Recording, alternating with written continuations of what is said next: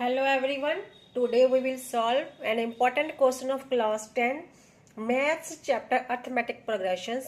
ये क्वेश्चन बहुत ही इंपॉर्टेंट होने वाला है, इसलिए इस क्वेश्चन को बहुत ही ध्यान से समझिएगा और वीडियो को एंड तक जरूर देखिएगा। What is the question?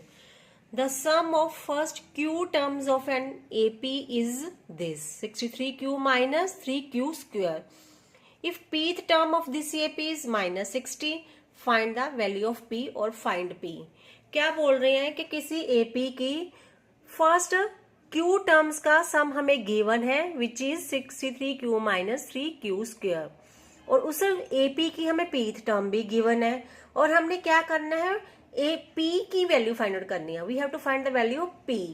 अब हमें गिवन क्या है, S Q equal to 63Q minus 3Q square, सिर्फ यही गिवन है हमें क्वेश्चन में। इसी क्वेश्चन को यूज करके हमने वैल्यू फाइंड आउट करनी है किसकी, P की। अब यहाँ पे हम इसी को यूज करेंगे। अगर हम कर लेते हैं कि ये Q अगर 1 है तो S 1 हो जाएगा, ठीक है। अगर Q 1 होता है तो यहाँ Q की जगह पे 1 लिख सकते हैं, तो Q की वैल्यू क्या आ गई 1। यहाँ हम पुट करेंगे Q की वैल्यू को, तो आ गया 63 माइनस 3 इक्वल टू 60।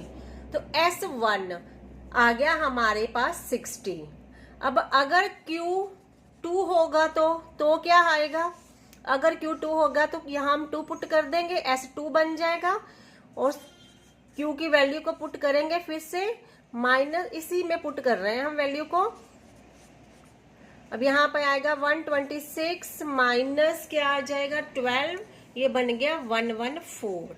अब हमारे पास दो वैल्यूज आई हैं, और दो वैल्यू किसकी आई हैं, एक तो आया है S1 की वैल्यू आई है 60 और एक S2 की value, sum of first two terms की वैल्यू आई है 114।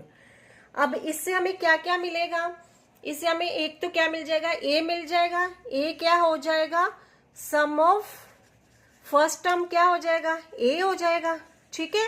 तो A हमारा क्या हो गया 60, सम ऑफ फर्स्ट टर्म, एक तो ये आ गया। और A2 क्या हो जाएगा हमारे पास, अगर हम डिफरेंस कर दें, difference of S2 minus S1 करें, ठीक है, यही होता है ना।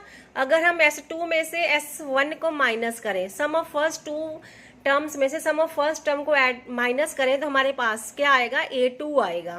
तो सम ऑफ फर्स्ट टू टर्म्स क्या है, S2 क्या है 114 माइनस 60 क्या हो जाएगा 54, हमारे पास A2 आ जाएगा, यही होता है ना। और D क्या होगा, अब हमारे पास A1 आ चुका है, A2 आ चुका है, तो D क्या हो जाएगा A2 माइनस A1। तो A2 माइनस A1 54 माइनस 60 क्या आ गया -6, हमारे पास D आ गया, ठीक है। अब हमें A भी मिल गया है, A1 मिल गया है, A2 मिल गया है और D भी मिल गया है। फाइंड क्या करना है हमें, वैल्यू ऑफ P। हमने क्या वैल्यू फाइंड आउट करनी है, AP। जैसे हम AN फाइंड आउट करते हैं, किसके इक्वल होता है A plus N minus 1 into D। या हमने फाइंड आउट करना है AP, तो किसके इक्वल हो जाएगा A plus P minus 1 into D। तो A की वैल्यू क्या है 60 है, plus P minus 1 into D, D कितना है -6 है, और उन्होंने क्या बोला है कि pth टर्म कितनी है -60। तो AP की वैल्यू हमें गिवन है यहाँ पे, ये -60 हम पुट कर देंगे। अब बस इसको सॉल्व करेंगे, तो -60, ये 60 इधर आके क्या हो जाएगा माइनस हो जाएगा, इक्वल टू, और ये -6 क्या है, इसके साथ मल्टीप्लाई है, तो इधर आके क्या हो जाएगा, ये डिवाइड हो जाएगा, ठीक है। -6 इक्वल टू P माइनस 1, इधर क्या बचा P माइनस 1, ये क्या हो गया अब -60 माइनस 120 अपॉन -6, ये माइनस से माइनस कटा, इक्वल टू P माइनस 1। 120 को 6 से डिवाइड करेंगे तो हमारे पास क्या आएगा 20 इक्वल टू P माइनस 1। ये 1 इधर आके क्या हो जाएगा पॉजिटिव हो जाएगा, तो 20 प्लस 1 इक्वल टू P, तो P की वैल्यू क्या आ गई 21। यही हमने फाइंड आउट करनी थी। होप ये वीडियो आपको पसंद आई है, इसलिए इस चैनल को सब्सक्राइब कर दीजिए और फ्रेंड्स के साथ भी शेयर कर दीजिए। Thank you so much.